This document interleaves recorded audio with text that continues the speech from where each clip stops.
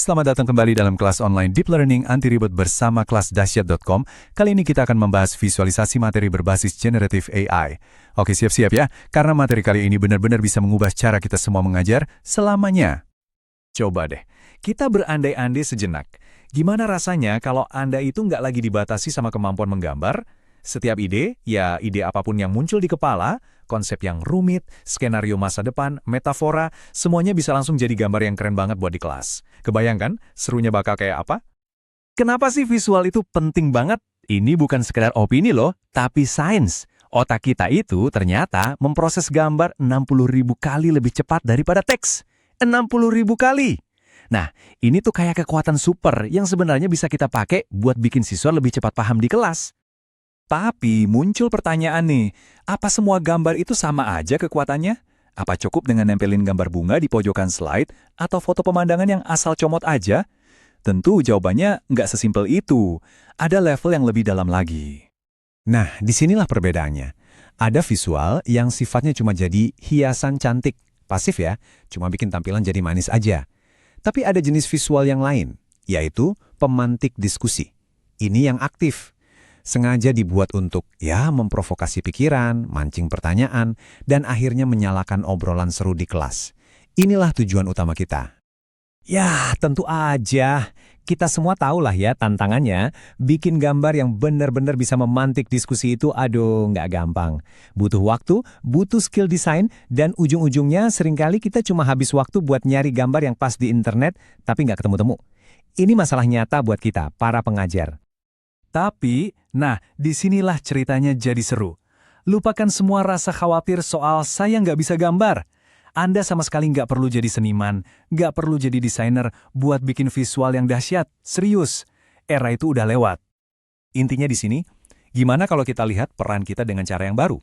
Anda bukan lagi sekedar pembuat materi, tapi Anda adalah seorang Chief Imagination Officer di kelas Anda. Keren kan? Tugas utama Anda itu bukan lagi bikin slide, tapi memimpin imajinasi dan melahirkan ide-ide besar. Dan buat mewujudkan semua imajinasi liar itu, Anda sekarang punya asisten pribadi. Kenalan yuk sama asisten imajinasi Anda, Generative AI. Anggap aja dia ini juru gambar pribadi Anda yang siap 24/7. Yang tugasnya cuma satu, mengubah ide-ide brilian Anda jadi gambar. Lihat deh, proses kreatifnya jadi simpel banget sekarang. Cuma 3 langkah. 1, dan ini yang paling penting, Anda yang bikin konsepnya, idenya. 2, tinggal perintahkan AI untuk menggambarkannya. Dan 3, pakai gambar hasilnya untuk memantik diskusi di kelas. Gampang banget kan? Dan yang paling asik, teknologi ini tuh udah ada di depan mata kita. Kalau Anda pakai Canva, pasti tahu kan ada fitur Magic Media. Atau ada juga Bing Image Creator dari Microsoft yang bisa dipakai gratis. Tools ini udah siap banget jadi asisten Anda.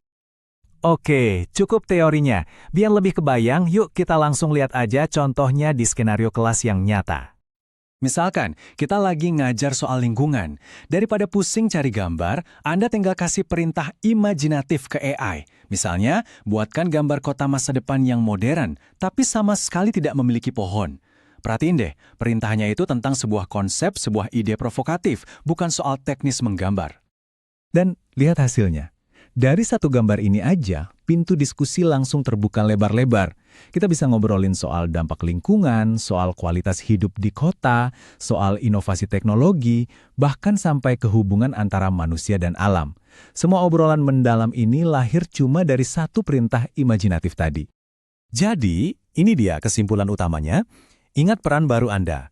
Anda adalah sang konseptor, Anda visionernya, sang Chief Imagination Officer. Urusan gambar, serahkan saja ke AI. Fokuskan energi Anda ke kekuatan terbesar Anda, yaitu ide dan imajinasi.